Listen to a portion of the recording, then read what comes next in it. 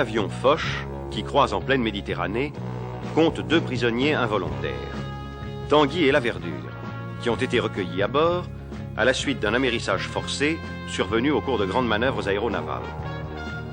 Ils ont heureusement trouvé en la personne du lieutenant de vaisseau Guilloux le plus sympathique des geôliers.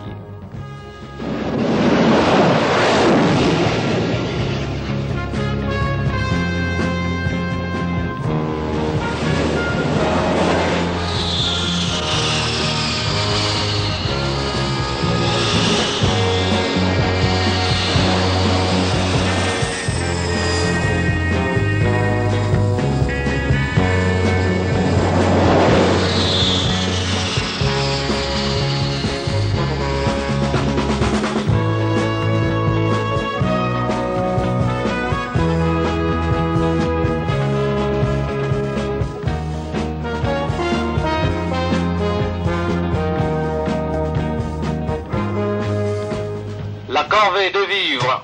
À l'appel, coursive découpée avant. T'entends 24 heures de plus ici et je gagne la côte à la nage, moi.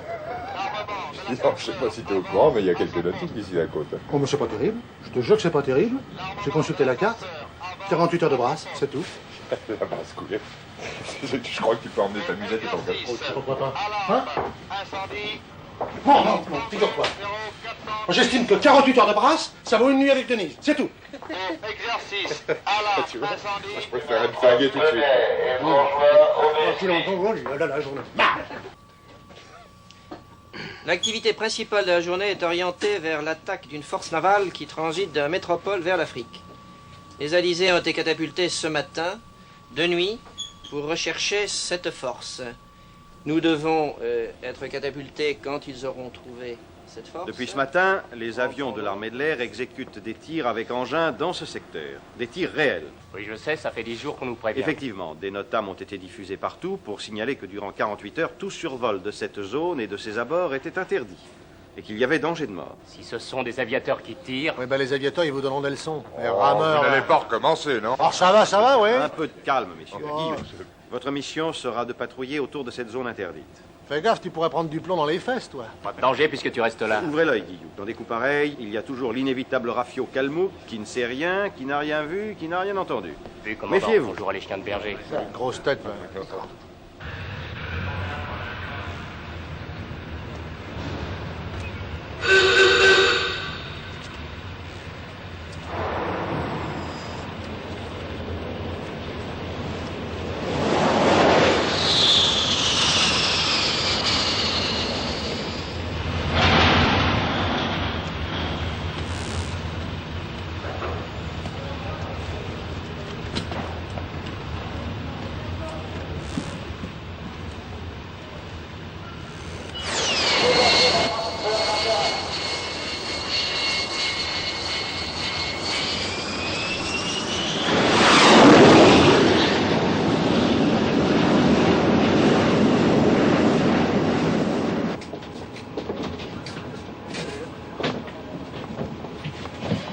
Commandant, lieutenant Tanguy, Très heureux, le tourneur. Commandant, lieutenant La Verdure. on peut voir l'avion de Guillaume? Mais certainement.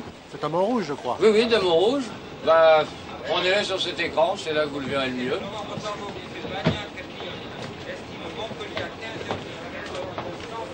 Dites-moi, Dame Montrouge, il est où? Ah, le voilà. Il longe la zone interdite. Lieutenant, où se trouve la chasse? Dans le 150 à 50 nautiques. Qu'est-ce que c'est que cet écho en pénétration dans la zone interdite? Ah, d'où il sort celui-là? Il était pas là à 30 secondes? Non, ça c'est rien, c'est pas parasite. Ah, sûrement pas. Il se déplace. C'est un zinc qui volait à basse altitude et qui vient de monter. C'est sûrement pas un des nôtres. Il ne suit pas les procédures réglementaires. Interrogez-le à l'identificateur électronique. Marqueur, portez-le dans le 300 pour 78 nautiques. Ah, je vois rien, là. Aucune réponse, commandant. Ce n'est pas un ami. Les instructions sont formelles. Tous les nôtres doivent avoir leur identificateur en route en permanence. On voit qu'est-ce que c'est que ce zouave. Mais non, c'est rien. Lebrun, appelez-le sur la fréquence de tir. Il est en train d'entrer dans la zone interdite. Ici, porte-avions Foch. Marqueur, l'avion est connu dans le 230 pour 90 nautiques. Et se trouvant actuellement à 40 nautiques dans le sud-sud-ouest de Planier. Vous venez de pénétrer dans une zone interdite où s'effectuent des tirs. Virez immédiatement de 180 degrés par la droite et faites-nous connaître votre indicatif international. L'avion est connu dans le 200 pour 70 nautiques. Avion inconnu du Foch. Avion inconnu Est-ce que vous avez le contact? Aucune réponse, commandant. Bien. Contactez le PC à terre. Qu'il fasse interrompre les tirs. Est-ce que vous avez cet abruti à l'altimétrie? Pas d'écho à l'altimétrie, commandant. Il approche du secteur critique. Il va couper en plein l'axe de tir des engins. Bon. Caron. Contactez Guillou. Ordre d'intercepter l'avion inconnu. Bien compris. Dame rouge de Cachalot. Par la gauche, venir de 90 degrés jusqu'au 282,80. Cachalot de Dame Rouge, bien reçu. En pénétration dans la zone interdite.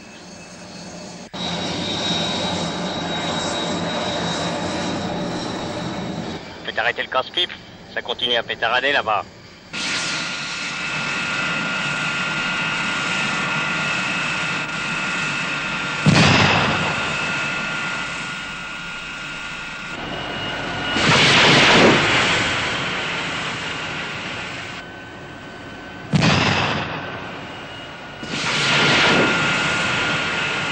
Je n'arrive pas à établir le contact avec le PC de tir, commandant. Il y a un tas de bavards qui encombrent la fréquence. Bien. Caron, appelez Guillou. Arrêtez l'interception. Je ne veux pas le faire descendre à cause d'un AVC. Dame rouge de Cachalot, vous Commandant, stoppez l'interception. l'écho de l'avion inconnu vient de disparaître. Quoi? Voici sa dernière position. Toujours rien à l'altimétrie? Négatif, commandant, je n'ai toujours pas d'écho. Ça y est, il s'est fait descendre. J'ai bien peur que oui. Ah, ça tient pas debout. Un avion qui effectue un tir est contrôlé par nos radars. Il a dû se produire un de ces macouilles. Chose épouvantable. J'ai enfin le contact avec le PC de tir. Ils arrêtent le feu. Bien. Caron, rappelez Guillou. Laissez tomber l'interception, qui entame une recherche à la vue et au radar sur une épave éventuelle. Position dans notre 180 pour 50 nautiques. Dame rouge de Cachalot, par suite du crash d'un avion inconnu, prenez le cap au 252,50. Cachalot de Dame Rouge, bien reçu. J'entame procédure de recherche.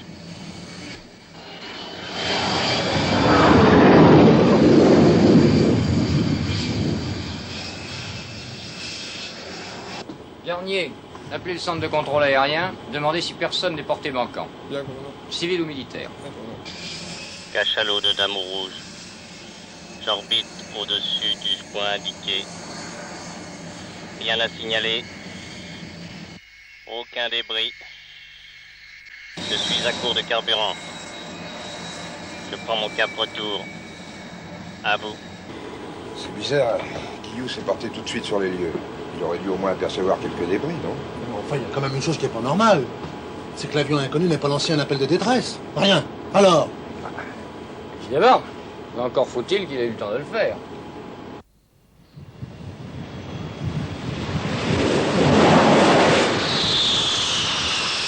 Passerelle de CI, bien reçue.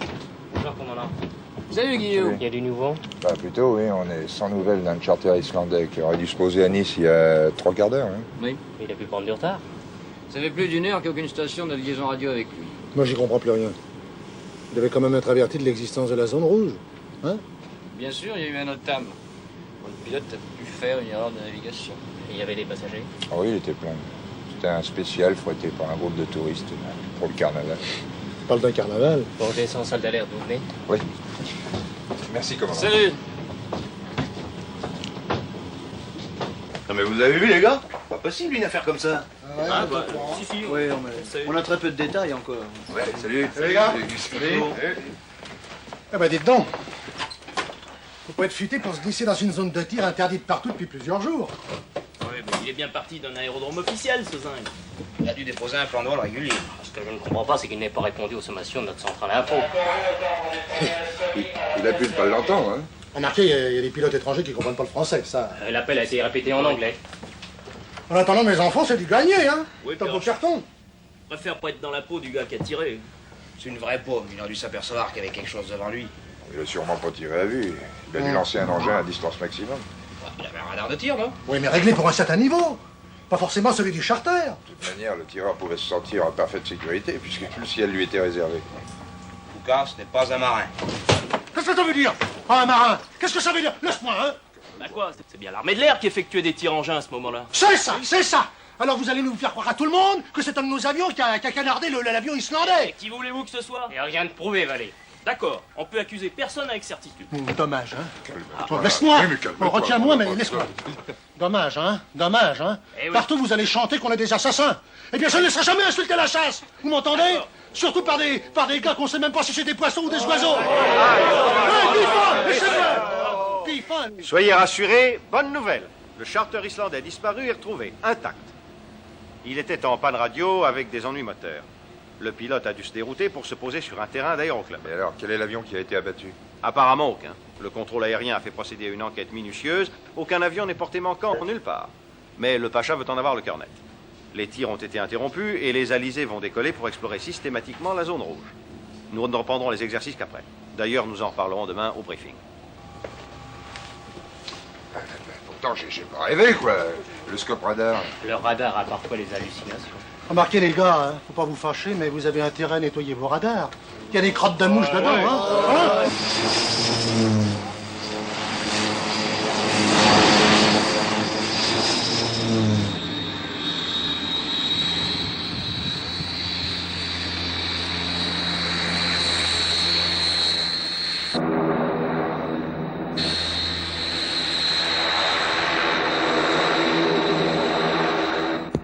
Cachalot de pagua jaune. Pagua jaune, oui, on vient de repérer une tache d'huile en surface. Affirmatif, il y a même des débris. Vous pouvez envoyer un hélico? Affirmatif, je vais vous donner la position. Dans le 200 du Cap Bénat pour 20 nautiques. Reçu?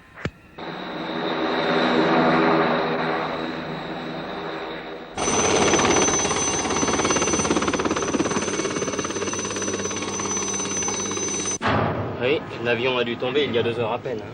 Oui, d'ailleurs, le commandant a modifié notre route. Nous nous dirigeons vers le point où l'hélicoptère a empêché ces débris. Mais enfin, c'est fantastique cet avion fantôme. Aucun avion n'est porté disparu. Il s'agit peut-être d'un avion ayant décollé d'un terrain privé sans faire enregistrer son plan de vol. En tout cas, ça va vous permettre de regagner la Terre plutôt que prévu. Alors à tout à l'heure pour un pot d'adieu. Ok, mon commandant. Non, mais ce que vous venez de dire, c'est vrai? Bah oui, jusqu'à maintenant, nous étions beaucoup trop au large pour vous faire déposer par hélicoptère. Mais là, nous nous rapprochons de la côte. Ça change le problème. Ah, chouette alors. Alors ça c'est... Parfait. C'est formidable. Ça sera la Terre. Décollage d'hélicoptère dans 8 minutes. C'est pour vous. C'est curieux, ça me fait quelque chose de m'en aller, oui. C'est vrai. Je commençais à m'y faire, moi, ici. Alors, Guillaume, ça a l'air de vous tracasser, cette histoire d'avion fantôme, hein? Moi, à mon avis, vous perdez votre temps. On n'en saura pas plus. Ou bien l'avion s'est désintégré en vol, ou bien il a coulé à pic. Et l'épave se trouve à 200 ou 300 mètres de fond. Bizarre quand même. Cette flaque de carburant était à 15 nautiques au moins du point où l'avion a été perdu par nos radars. Dites donc, Guillaume, vous avez quelque chose derrière la tête, vous? Exact. Admettons que l'avion ait bien été touché par une rafale ou par un engin quelconque. Bon. Il a pu ne pas tomber tout de suite et continuer à voler encore quelque temps tout en perdant d'altitude. Oui, alors selon votre hypothèse, oui, bien sûr, oui. L'avion aurait pu échapper au radar en volant à ras de l'eau et sous les faisceaux de balayage. Mais enfin, il aurait lancé des appels. Il aurait demandé du secours. L'équipage n'avait peut-être aucune envie d'être identifié et d'avoir à fournir des explications sur son curieux comportement. Je m'excuse, mais il y a quelque chose qui me tracasse là-dedans. Comment expliquez-vous les 15 nautiques qui séparent le point de disparition de l'avion de l'endroit où on a retrouvé les débris? Tenez, pour moi, l'avion à difficulté a dû suivre à peu près ce trajet. Il a pu se traîner aux abords immédiats de la côte et tomber en eau peu profonde, on pourrait le repérer. D'accord, mais la flaque de carburant? Dans mon hypothèse, elle aurait pu dériver depuis la côte. Ça colle avec le sens des vents et des courants. Jamais un avion touché par un engin n'aurait pu faire tout ce chemin, c'est pas possible. Alors pour moi, l'épave se trouve dans la zone où flottaient les débris. Et moi, je suis sûr qu'elle est sur cette ligne. Et je suis prêt à parier un solide gueuleton. Tenez. Ah, écoutez, c'est facile à vérifier. Le pilote de l'hélicoptère en nous ramenant. C'est très bien de faire un petit détour pour suivre votre tracé, hein? Décollage d'hélicoptère dans 3 minutes. Il est temps, c'est pour vous. Moi, je resterai à l'écoute radio au central info pour attendre le résultat de vos recherches. Et je fais sortir ma tenue numéro 1. Ok. Dites donc, votre tenue numéro 1, vous pouvez la mettre au clou. Parce que c'est vous qui paierez l'addition. Et j'aime autant vous dire que j'ai de la tétue. Allez, salut. Allez hop! Salut.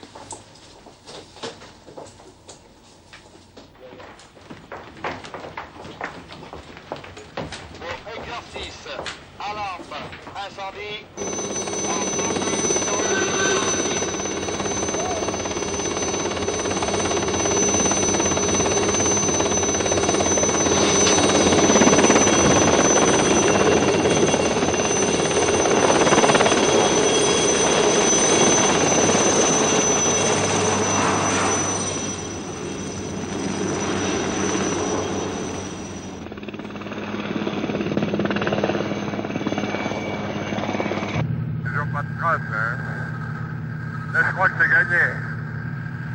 À nous la bonne soupe. C'est Guignol qui va payer. Oh là, regardez, en bas à gauche là. C'est ça, hein? En bas à gauche là. Ah ouais. Ah ouais. J'arrive pas à distinguer si c'est un bloc de rocher ou une épave. Bon, Marcel, tu te poses sur la côte, là, hein? Tu donnes notre position aux Foch. C'est pas la peine de donner l'alerte, hein? Ok. Que de calçade, Pedro?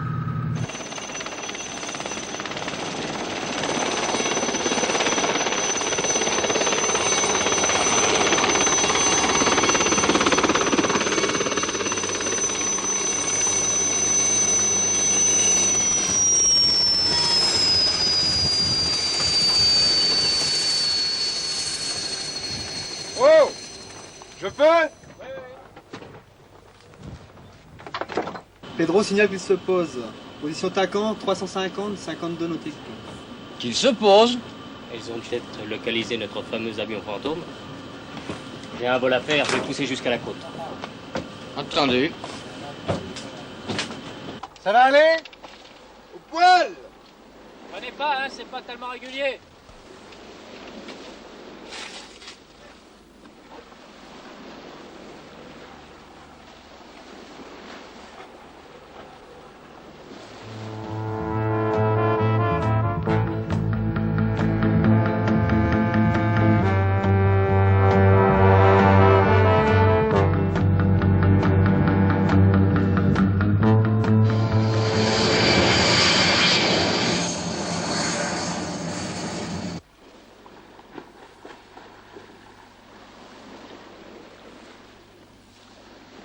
Oh les gars!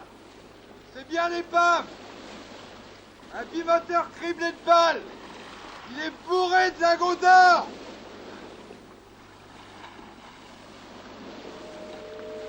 Oh! Ernest!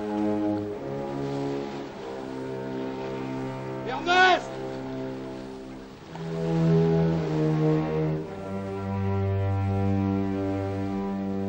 Oh Ernest!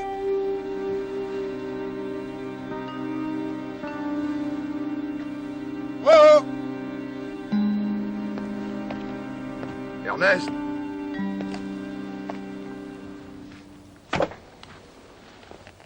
Bouge pas. Touche à rien.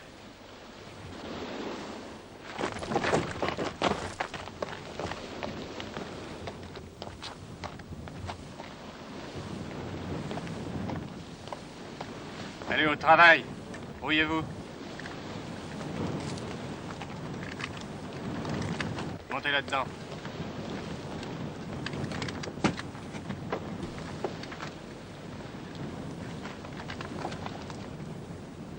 C'est à vous l'épave, là?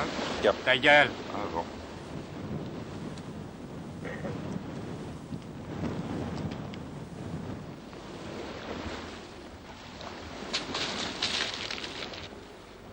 Branche la radio, vite.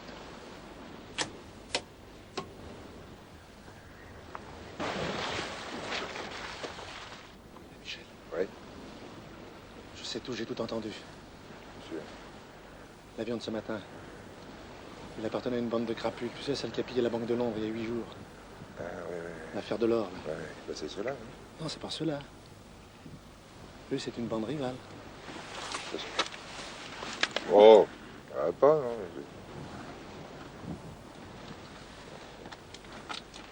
Alors.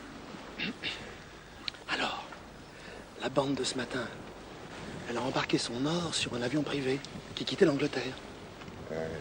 Puis eux, ils l'ont poursuivi sur un avion pirate.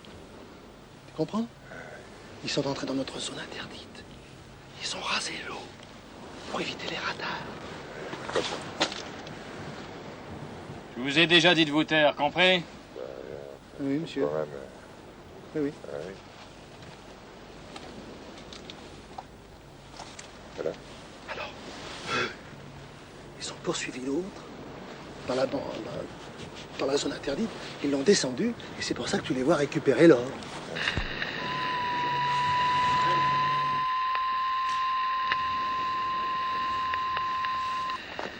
Passe-moi les écouteurs.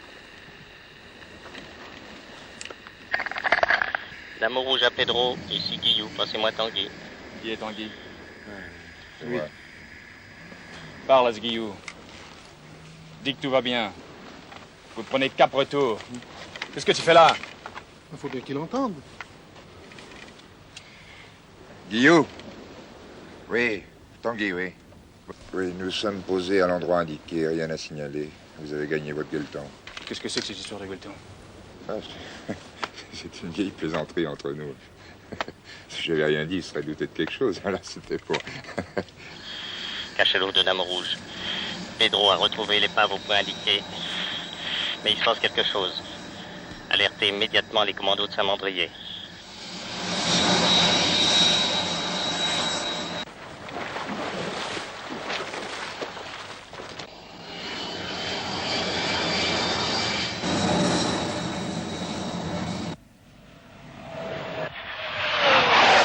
J'arrive vertical Pedro.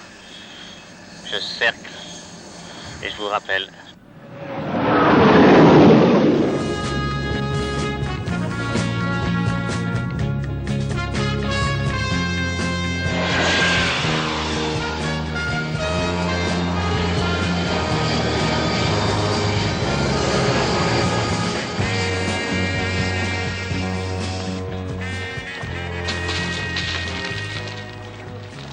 Allez, dépêchez-vous.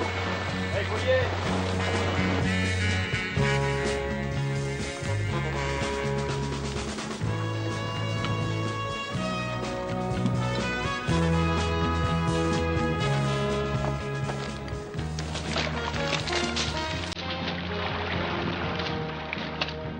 T'as pas vu ce qu'il leur prend? Ah, dis donc. Je ne croyais pas si terrible. Regarde derrière.